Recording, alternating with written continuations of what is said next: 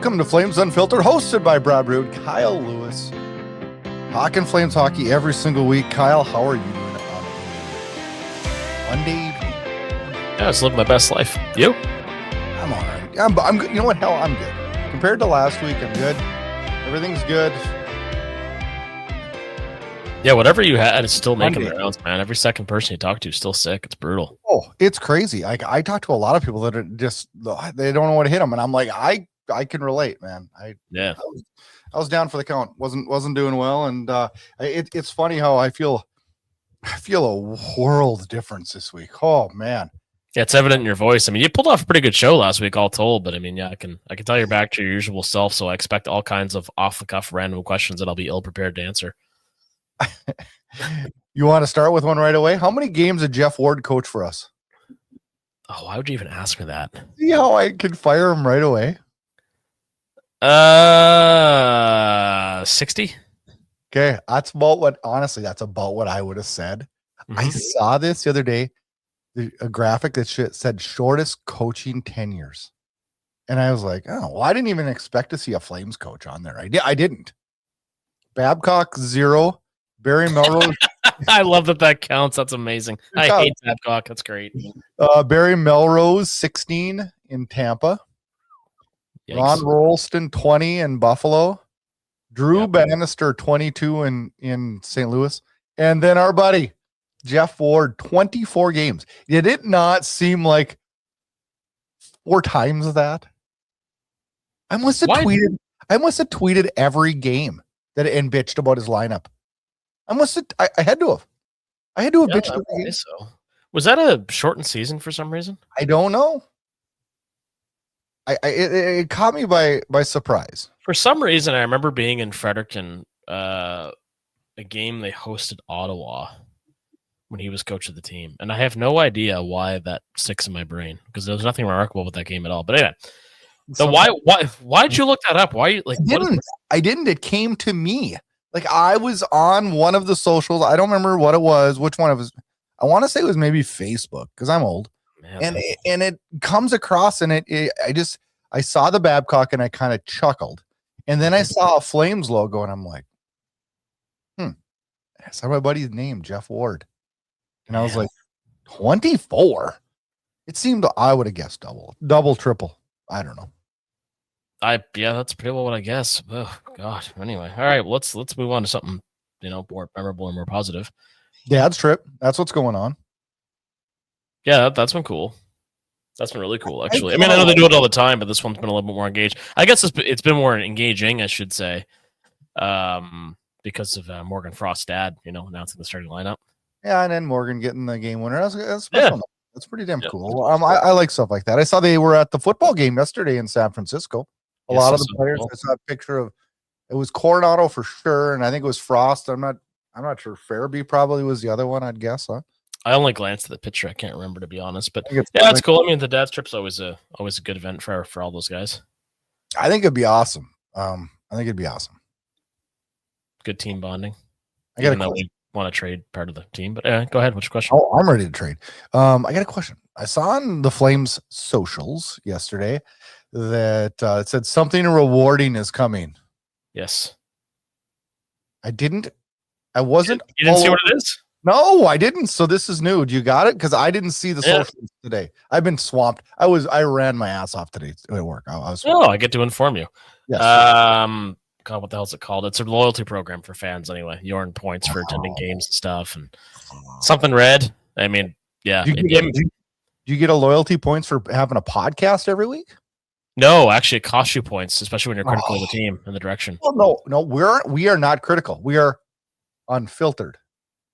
Oh, we're critical too. But anyway, so it's a rewards program. You get so many points for attending games, for buying merch, I believe. All kinds of things like that. So it's a good thing, really. I'm kind of surprised I didn't have something in place already, actually. I mean, I know they have discounts for season ticket holders and merchandise and stuff, but Kudos to the marketing department. They got me excited that it was going to be something really, really relevant. Well, the jokes online were kind of funny. Like, oh, is it a new owner or is it a trade? Is it a new jersey even? And it was none of those things. I mean, clearly it wouldn't be something like a owner. A new jersey for you if you bought one. Yeah, I'm getting out of the habit. So unless it's one I really, really want. So, but like everything else, the market's down and I can't move any of them. So if anybody wants to deal in a Game Worn Flames jersey, hit me up. Oh gosh.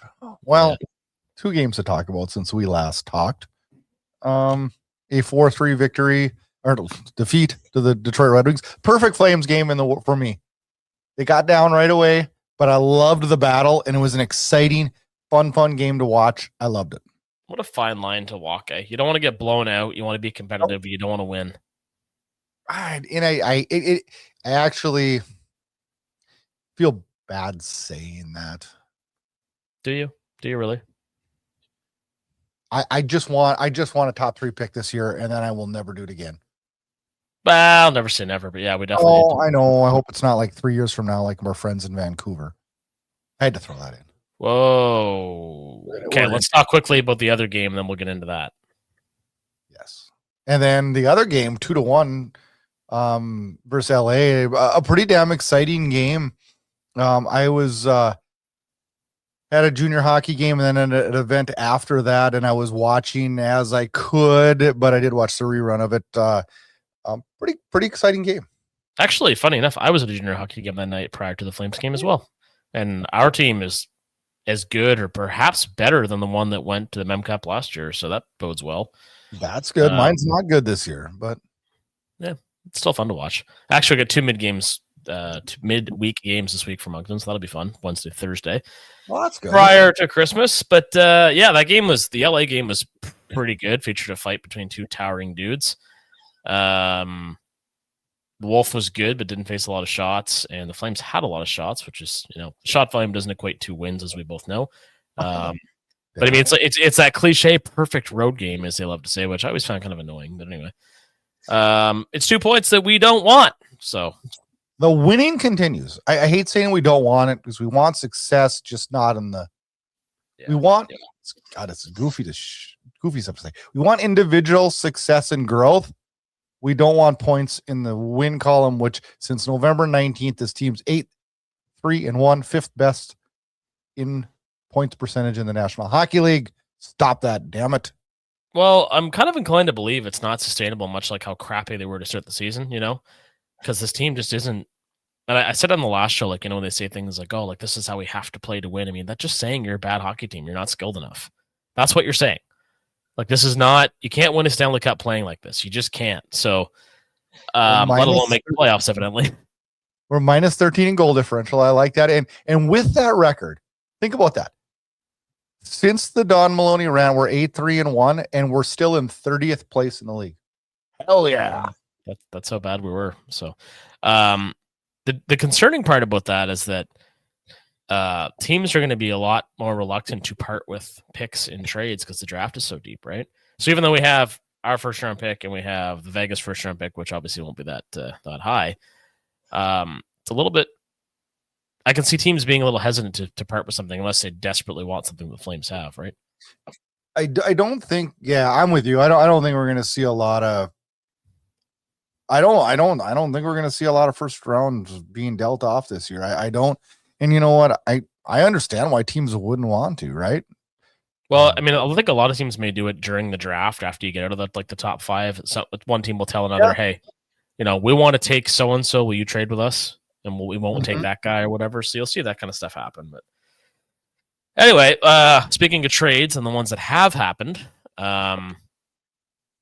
let's start with the big one out of Vancouver, Quinn Hughes to Minnesota. A giant trade. My first thought was, and you may not ever hear this again. A minute ago, you said, "Don't say that, never say never," and you may never hear this again. I thought the return the Vancouver got was pretty damn good. I did too, and I noticed a few people didn't seem to think so much. I think Zeev Buium is really, really good, and he showed it in his first game as a Canuck. I think Marco Rossi's a good player too. I think this is, and they get a first rounder in 2026. This return is good. I guess my question would be to those that didn't like the trade: what more could the Canucks have got? And as a Flames fan, you have to like it because it takes the best available defenseman off the market and jacks up Rasmus Anderson's price, you would think. If a person didn't like it, let's say a Vancouver person didn't like this trade return, they're just bitter they lost Hughes. Yeah. They're not actually looking at this logically. They're looking at that emotionally. Because logically, this is a hell of a return, especially when the Canucks' hands were somewhat tied. Is this? I'm trying to think. What would be a better trade since the Lindholm one that Calgary made with Vancouver? Because that was a great return for Calgary, right? Mm-hmm. The best return that I can remember in a trade in a long, long time. Yeah, and I mean, I'd put this pretty well up there with it. I mean, again, like you say, when your hands are tied, I mean, you get a good scoring center. You get a fantastic blue chip defensive prospect to replace the elite defenseman you just traded potentially. A first round pick and another useful roster player. Yeah. Wow, that's a freaking win. I mean, Vancouver did a hell of a job on this. Yeah. Yeah, I got to give credit where credit's due. And I mean, Hughes scored in his first game with Minnesota, and I mean, they kind of gutted their center depth, which wasn't all that great to begin with. So I could see that maybe being in on Cgy and maybe some other players as well. But I mean, they've got seemingly elite goaltender, elite defenseman, elite forward, and Kaprizov. So we'll see how far they get. How much does this drive up the Rasmus Anderson? Do you think it does? And how much? I mean, what do you think? Like, what was the Flames' perspective on this? I think they're going to be thrilled. Is Rasmus Anderson not now the best available defenseman in the trade market that we know of? I think so. Yeah, I think so. I think a lot. I think most would agree, right? Well, if you base it on his recent play, especially. Yeah, I think they're going to be ecstatic about it. I mean, I think it definitely drives his value up pretty significantly to the point that whatever the trade was before, you can throw in an extra roster player, a higher pick potentially. Somebody's going to pay for this guy, and it's good for the Flames. It sets the market. And it brings us to our X Factor too this week, and this one comes from Flames Watcher, which sometimes I want to freak out at his tweets, but sometimes I really like him. And this time he says, if the Flames trade Rasmus Anderson, Nazem Kadri, and Blake Coleman before the trade deadline, I will never complain about this team ever again. Much to what I just said a little while ago about if we can get a top 3 pick, that I will never want to cheer for us to lose again. I don't believe this for a second. First of all, I don't. Not a second. You don't watch the Calgary Flames and tell yourself you're not going to complain in the future, because they will give you every reason to at some point in the not too distant future. But I laughed when I saw this because I thought to myself, I would agree, and then I thought I'm a liar because I'll find something to bitch about next week. But I thought it was pretty fitting because I do worry that all 3 won't get moved, even though I think, and going to this trade with the Hughes thing, that the values, I believe, on all of our guys are on upward trends, right? They're playing well. The market's in need of everything we have. Think about it. The market's in need of everything we have. Like, perfect. Yeah, and the thing is, too, like, this sets the market early because it's before Christmas this trade happens. The Lindholm trade, for example, only happened in February, right? Mm-hmm. So there's still a lot of time for this value to continue to ascend, especially as teams figure out what they are or aren't, or the injuries that have piled up, like Dallas losing Tyler Seguin, for example, right? Yes. And the injuries continue with Connor Bedard, and I mean it's the injuries are continuing. Yeah, and there's always the domino effect that happens with that. I mean, Chicago's not going anywhere this year in terms of being a threat, but I mean, losing Bedard, changes things a bit for them. But yeah, that domino effect is really going to start to take a hold here shortly, and teams are going to continue to evaluate their needs. And as we get closer to the deadline, these values should be as high as they're ever going to be. So as long as we cash in on them, all should be well. I saw people talking about the Flames the other day and throwing out percentages of what they thought players would be moved by, and like most people were like under 2% that it happens before Christmas. I would agree with that probably. Not that me and you haven't been shocked when the Flames have made deals before, but I do think this is gonna be the long haul and a drag out, and I just hope that we don't make it past trade deadline without getting assets on 2 of the 3 at least. Well, between the Hughes trade already happening, And the fact that Hunter Brzustewicz has looked very much like an NHL player in his few games, like he's been very, very poised as a right shot defenseman. I can see Anderson maybe getting moved sooner, but I also understand Connor. I might want to hang on him, think, you know what, these trade offers are going to continue to get better. But man, he's been really good, and he makes me more than comfortable to go the rest of the season with a guy like Anderson no longer in the dressing room. Can I ask you like an honest question? Like, I should hope that's the only type you'll ever ask me. How do you take him out of the lineup? Like, seriously? Like, yes. Like, on what grounds would you take him out of the lineup right now? Justifiable grounds, none. I mean, I can always see the coach doing the whole, you've played really well. We want you to sit for a game and watch, like they often do with the younger players. But I don't see any. Same as Kuznetsov. Once he's in, and leave him be. And I mean, hopefully at some point those two are paired together again, like they were with the Wranglers, because they were extremely successful. But yeah, there's no reason at this point for him to come out. There's no reason for Jake Bean to come back in whenever he's healthy, with all due respect to him. I mean, so let's look at this. So let's say we trade Rasmus Anderson, right? Next week, let's say. And Weegar moves up to slot with Ball. Brzustewicz slots up with Kuznetsov. And Pahal slots with Hanley. Are you that worried about our defense? Because I'm not. Not at all. I actually love the sounds of that, to be honest. I really do. And I mean, even then, like the emergence of Brzustewicz, the eventual return of Parekh and what he may be able to do this season, I can see trade values going up too. I mean, there'll never be big returns, but even on guys like Hanley and Pahal. Not that I want like Pahal to be moved, but I mean, I think Hanley should be traded because he's going to be a valuable piece elsewhere too, and isn't part of the long-term plan here. So, yeah, it's interesting. I love the deep pairings you just listed. I think it'd be fantastic. I look forward to that opportunity, and I sit and we've been screaming for youth in Calgary, screaming for it. You more than me even. And yeah, but you've turned a corner. I'm proud of you. With your counseling, I've turned a corner. But I'm going to say something stupid here. I think there's some real upside on Hunter Brzustewicz, to the point where I think we've as a fan base have overlooked it, because all we keep hearing is about right side Zane Parekh, right? We've completely forgotten about where Brzustewicz can go. And I hear people say, oh, he's a 4-5 or a 5-6. I don't know. No, I think he's higher than that. I don't mean, why can't he be a 3-4 that's every day in there, right? Why can't he be a 1-2 at this point? We don't know, right? Exactly. He's been compared heavily to Rasmus Anderson as of late. He's doing everything that Rasmus Anderson does. He's calm. He's composed. He doesn't get rattled. I worried about him defensively. That was the knock on him when we acquired him from Vancouver. We discussed it on the show with him here, and he stated that he was making his defensive game a priority.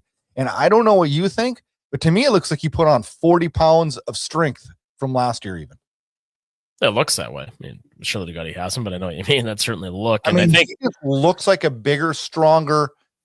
I mean, and I know he was growing. I mean, he just looks like a bigger, stronger person out there.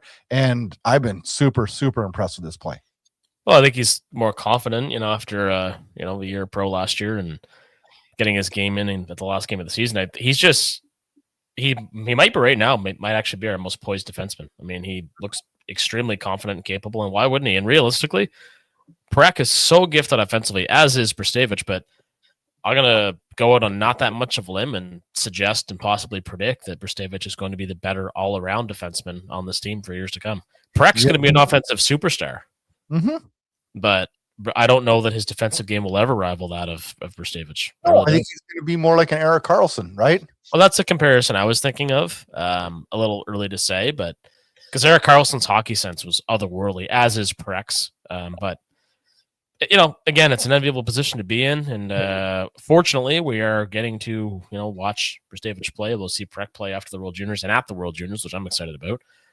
Did you see the speaking of World Juniors? We'll jump to that real quick. Did you see the pairings in their practice the other day for the power play? Reshny, Martone, McKenna, Iginla, and Parekh. Yeah, pretty cool. Oof. Pretty cool. I just hope Reshny gets on there. This will be such a good learning experience for him. I can't imagine that he doesn't at this point, to be honest. I don't know. It's a tough roster to make it at 18. Oh, absolutely. But I mean, he's as good as any other candidate they have. So stay tuned. So, and that's coming up very soon too. That's starts on Boxing Day, I presume, like it usually does. I think so. It started the year I went to it in Grand Forks. It started on Christmas Day.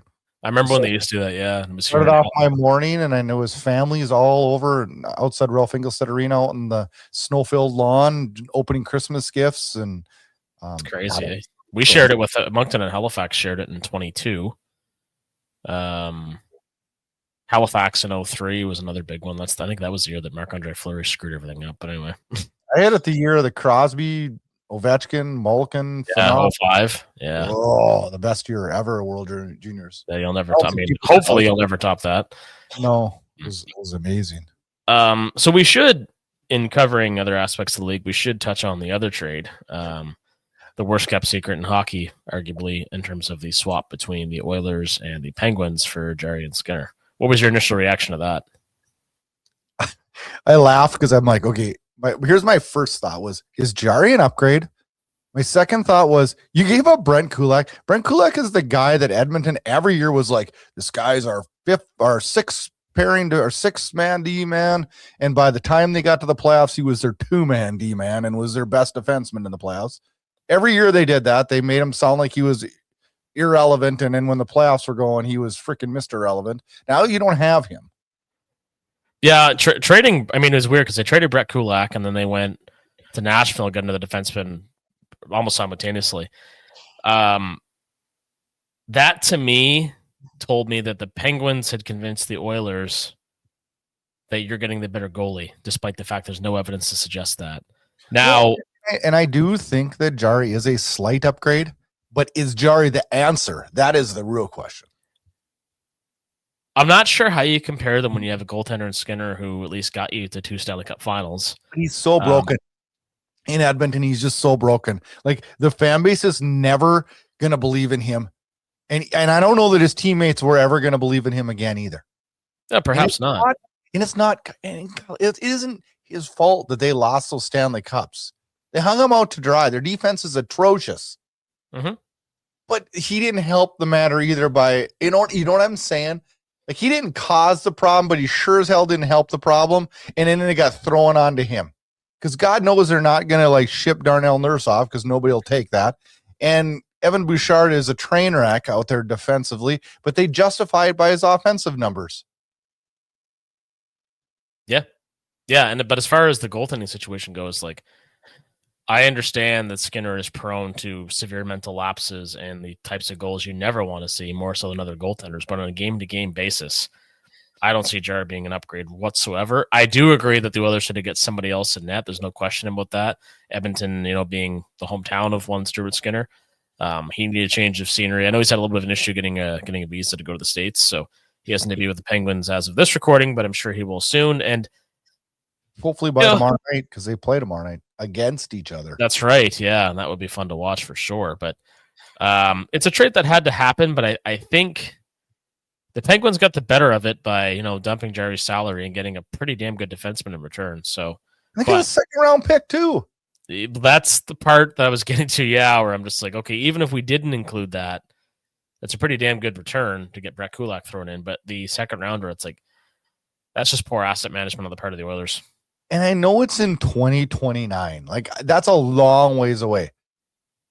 Yeah, but that almost makes it better in the sense that second round pick, by the time the Oilers' second round pick, like when that happens in 2029, McDavid's gone, Draisaitl's, far less relevant than he is now. Yeah, that could be a 34th pick. Yeah, absolutely, it could be. But that's the thing, you don't know. You don't know, but we'll find out. Also, kudos to Connor McDavid for single-handedly breaking Joe Veleno's goal-scoring drought in that game against Montreal. That horrible giveaway. My Lord. Anyway, I had to throw that in there because I laughed hysterically when I saw it live on TV. But anyway. Oh, golly. Speaking of Montreal, actually, I don't know if I told you, but I'm at that game between the Canadiens and the Flames, eh? That's right. January 7th. That's coming quick.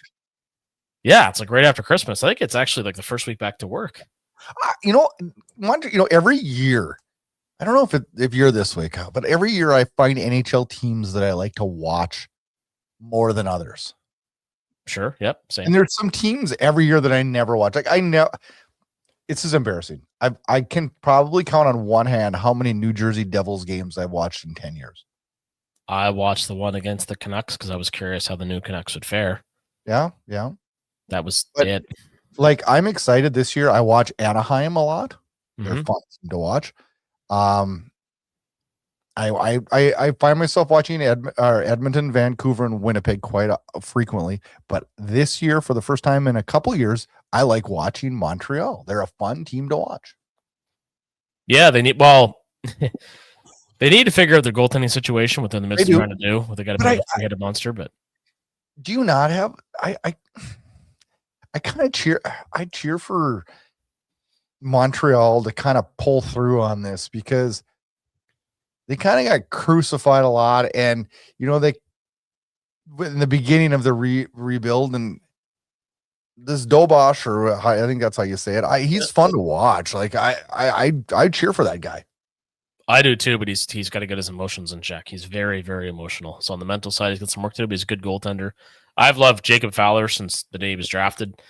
And they need a heir apparent to the throne. I don't think Montembeau's the long-term answer there. But the reason I like Montreal is that it's a beautiful city, and it is bar none the most passionate fan base in professional sports. That place is nuts.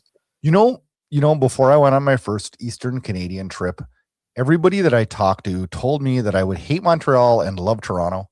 And quite honestly, it was the exact opposite. Loved Montreal, had a blast in Montreal. People were awesome. People were great. And Toronto was meh. Yeah, I can see that. Actually, Toronto people were kind of. It's not known for being a super friendly city, especially relative to its counterparts. It reminded me a little bit of New York City, and I'm not a fan. I can see why. There's a lot of similarities there. Yeah. And you know what it is? You want to hear something funny? We were at a hotel not far from Air Canada Center or the Hall of Fame, or where we ate that night that's no longer exists as Wayne Gretzky's.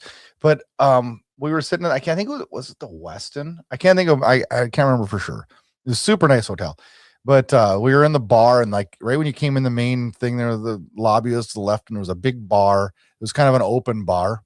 And it was after we went to the Habs, who was it? Or excuse me, Toronto, Boston, I believe. I believe it was Toronto, Boston. Anyways, we go there and we're having some drinks, and people were like in an uproar because the Spice Girls were coming in. Evidently, the Spice Girls were the shit. I didn't really know who the Spice Girls were, but what year was this? 2007. Yeah, a little bit after their peak, but all right.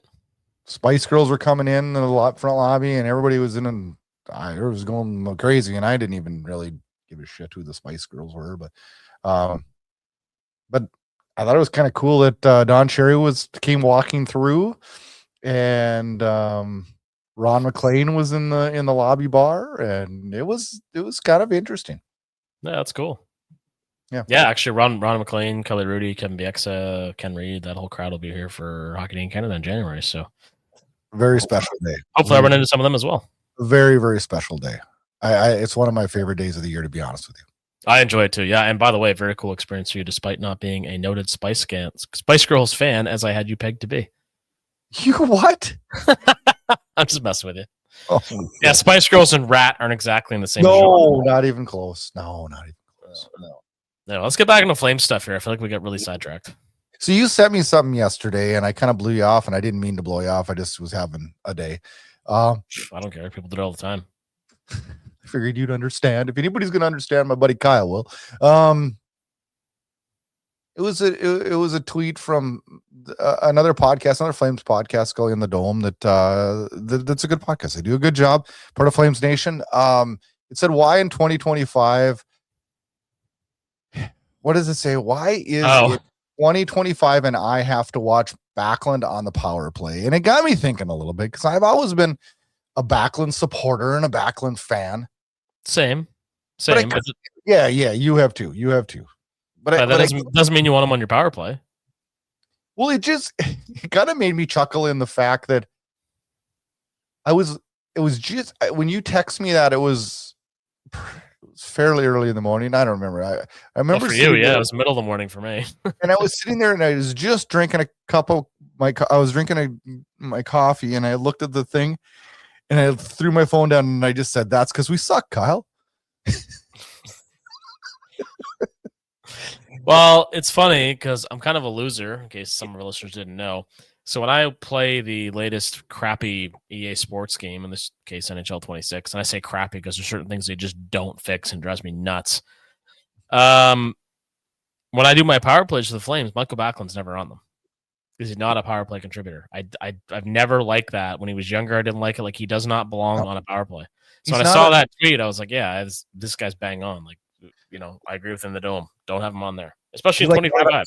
On your power play?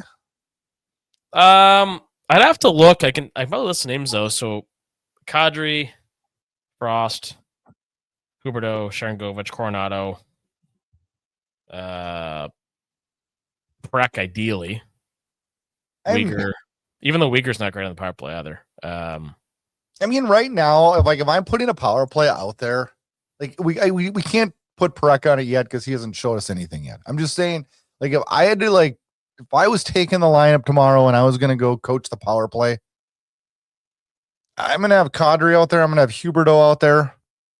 I know some people might argue with me on that, but I think I think he works hard down low and he creates situations. I'm having Coronado out there because he can shoot. Mm-hmm. I'm probably going to have Morgan Frost down low. Because I like the way he can win faceoffs and handle the puck down low. And until further notice, like, I'm probably gonna have to have Rasmus Anderson doing it. I had Sarri on the power play too, come to think of it. Oh gosh, you're gonna get mad at me on this one. Nah, I'm too tired to get mad. Starting to throw in the white towel on Zari. Okay, I'm a little mad.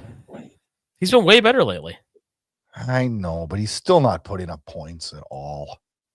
I put up a couple recently. Hang in there. He's going to have a wicked. Mark my words. He's going to have a great January. God, I'd give you a hug right now if I could. If you were right. Oh, I'll be right. Trust me. We need that. We need that so bad. And I'm not giving up on him that I don't like him. I'm just saying I'm concerned, right? Because I thought coming back from this energy we'd see a little bit more, and I'm concerned a little bit. Yeah, I can understand that. It's been a much slower start to the season than I say start. God, we're getting close to the halfway point. But yeah, it's been nowhere near the start that we would have wanted from him. I'm sure not the one he wanted from himself, but you're seeing those dekes again and those crafty little plays and a couple of goals, and have some faith. Remember last week I was a positive one. We should alternate that like we alternate the intros. So you're telling me I need to pull my shit together and be a little more positive next week? Yeah, I mean, next week's Christmas. And I'm not a big Christmas guy. I mean, I am given yours, not this one, but yeah. I'm going to need your support next week. So, okay. Yeah. Speaking of Backlund, because I was out of the loop today, the Flames news loop, which is not a good day to be out of the Flames news loop when you're recording a show. Let's say that 10 times fast. Go on. Michael Backlund, do we have an injury update? Do we know?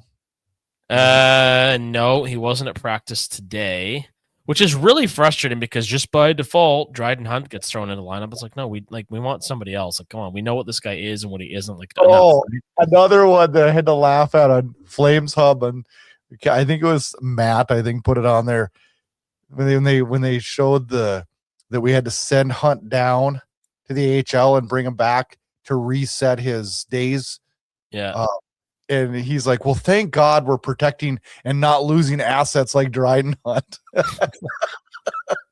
It's a little unfair to the player, and I feel bad that Dryden Hunt's in this position where he just gets, torched all the time because it's not his fault. He's a useful enough piece, but it's like we have so many exciting players, guys that have never, ever got a look like William Stromgren, who I've mentioned a few times lately. Yeah.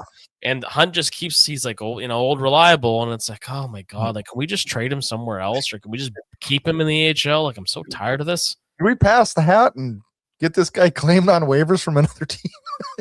Well, and then you look at, like I mentioned this before too, Jonathan Aspero, another former Moncton Wildcat, who scored his first NHL goal with the Bruins a couple weeks ago and is now a regular with Boston after couldn't get a sniff when he was at the Wranglers. It's like, come on. Like, why do we keep trying things that we already know? And now as I say that, I'm thinking of how much of a hypocrite I am if anybody knows me in my personal life. But anyway, I digress. You said it. I didn't. Oh, God. All right. Now you're going to be positive because now I'm depressed. Anyway, back to the point. And man, this happens to us every time. We're just pretty good at bringing each other back, though. So I don't know what's going on with Backlund. He didn't practice today. I suspect he may practice tomorrow, but we'll see who we got tomorrow. We're in San Jose this week. We'll run through that. We're in San Jose to end the father's trip. No, Seattle. No, we're in San Jose tomorrow night. Then Seattle. Then we come home, and Seattle comes to us. And then Vegas comes to us on Sunday. And then Vegas comes on Saturday night, hockey night in Canada. I thought that was on Sunday. Nope. Saturday night, December 20th. Huh. Gosh, right. You get me thinking here now, Kyle. Make sure my notes are good here. It's Saturday night. I know it is because it's on my calendar to watch. Oh, God. I'm not sure I'm going to watch that. Vegas always seems to rout us. My schedule comes up holy cow, November 2024. That's not going to help me. Huh. Nope. That's not good. That's not good. Excuse me. And we get the 23rd and 26th, a home and home with the Oilers, I believe. Yep. Before the Christmas. In a past life, I was supposed to be at both those games. Do you want to expand on that or move on? No, I don't. Let's move on.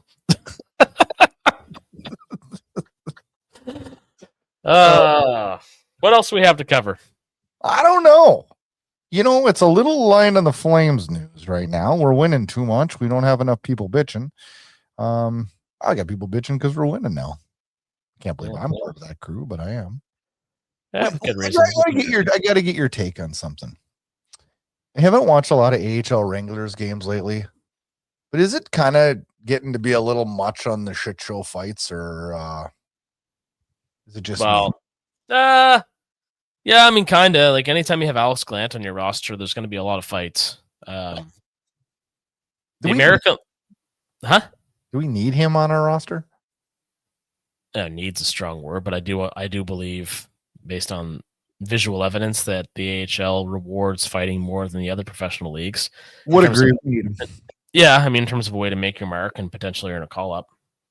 Toughness will always be valued in hockey, even to a erroneous degree when a player is devoid of skill, which reminds me of my buddy Josh constantly complaining about McDermott in Ottawa and how he apparently can't skate at all, but he's big and tough, so he has a roster spot. But anyway, yeah, it's a little egregious and a little needless. The other thing about the Wranglers, it's like every time you watch, it's just a bunch of Daniil Miromanov highlights.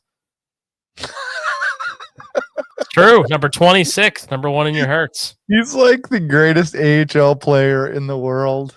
And he can't play on an NHL team, man. He can't be on my team.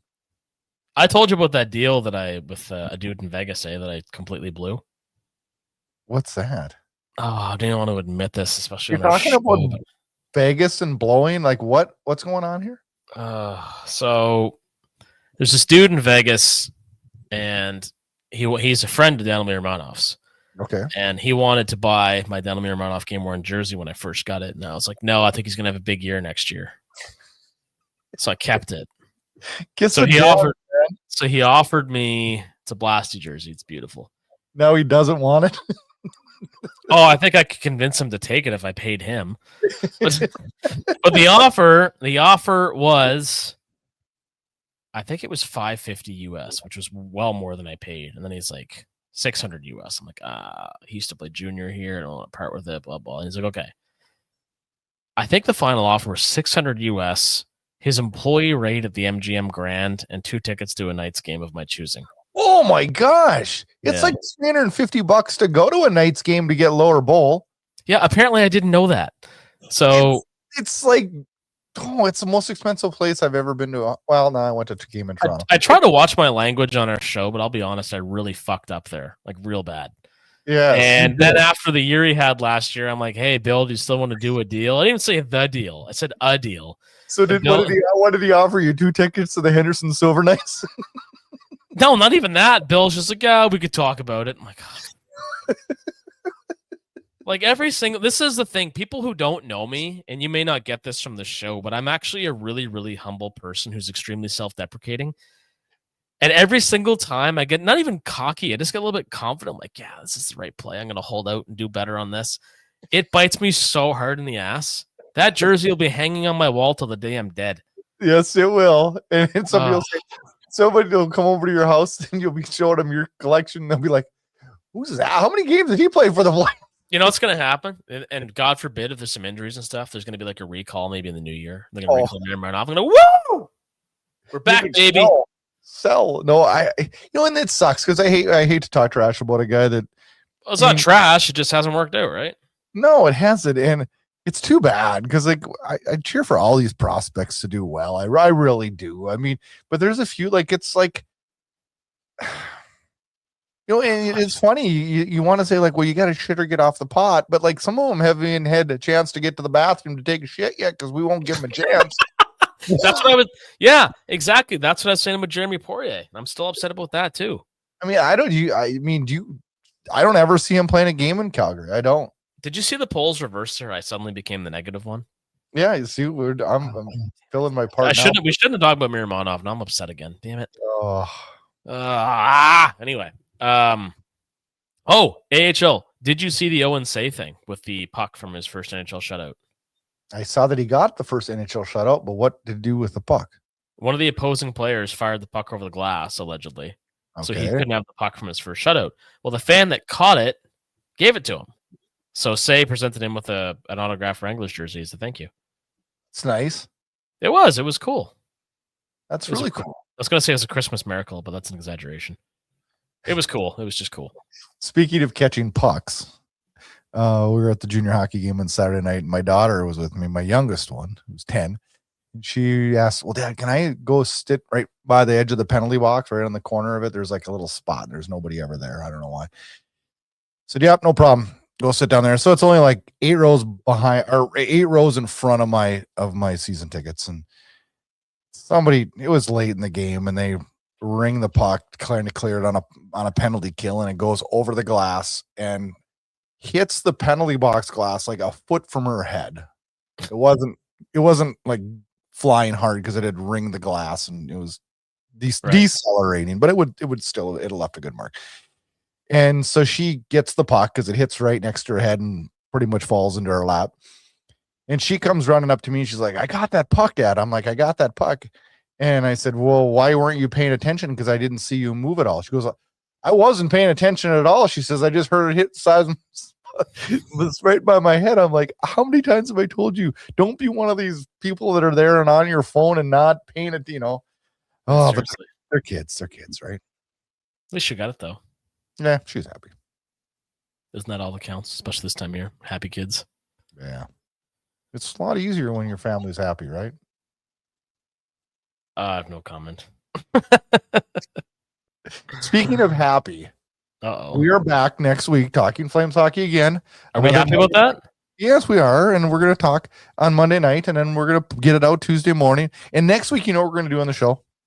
We're going to unveil our Christmas wishes for the Calgary Flames. And then we're also going to talk about some memorable hockey-related Christmas gifts that we've gotten. Oh, that's cute. Is that cute? Hey, I'm trying to be positive here, Kyle. Yeah, well, like I said, you've assumed your regular role, and I am over here being the Grinch. So that's December 22nd. That is nuts. Is that where next did week? this? Yes. Oh, where did this year go? You know what? Happened, I'm gonna be the bad guy to end the show. I'm not so upset that this year's over. I kind of had. We should always count our blessings. Like I shouldn't be negative, but like I started off January with my mom in the hospital for most of the month, and then the year kind of was like, the economy was a little bit, like everything was kind of this year, and then I end the year with my mom who's sick again and some other garbage going on, and God dang it, let's get 2026 and start it off good. Yeah, I mean, sucks, and so like let's get a number 1 pick and let's have a hell of a good summer. I haven't reflected a lot on this past year, but when I do, it's just like like real roller coaster, right? You did have a roller coaster. So you Oh, really high man. though. You did. You have some really highs though. Oh, dude, I had like some like weeks, maybe even a month or so, like 5-6 weeks on end, where it was like, man, everything's coming up, Kyle. Like it was great. Yeah. And I would just crash and burn, whether it was personal work, whatever. And I'd recover for a bit. That's why I kind of stole one of Bill Burr's phrases when things are really shitty. I'm like, I gotta turn this franchise around, which is just to say I got to do things that I can control. Get back in the gym, fake positivity. The whole fake it till you make it thing. So. I've kind of learned over the years too, like you can't let the highs get you too high and the lows get you too low. Oh man, 100%.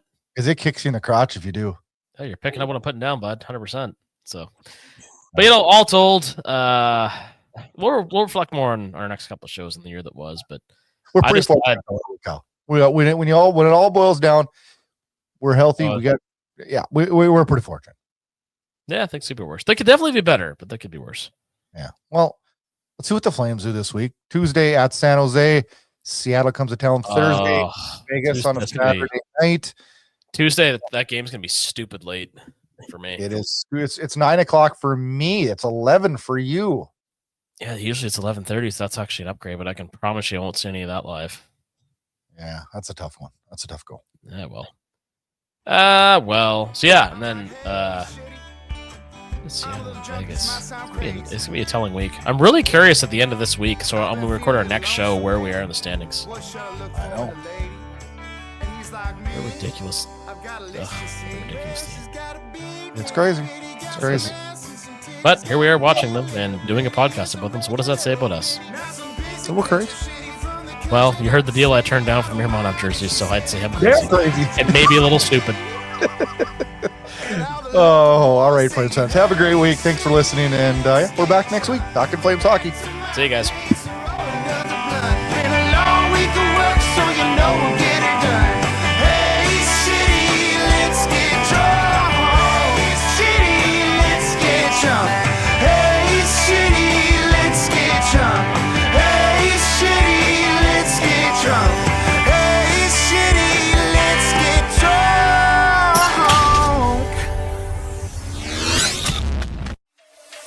Thanks for listening to Flames Unfiltered with Brad Burud and Kyle Lewis, your source for unfiltered Calgary Flames hockey talk. Keep it locked on FlamesUnfiltered.ca. Subscribe where you get all your podcasts to never miss an episode. Flames hockey talk every week, presented by Inside Edge Hockey Media Group.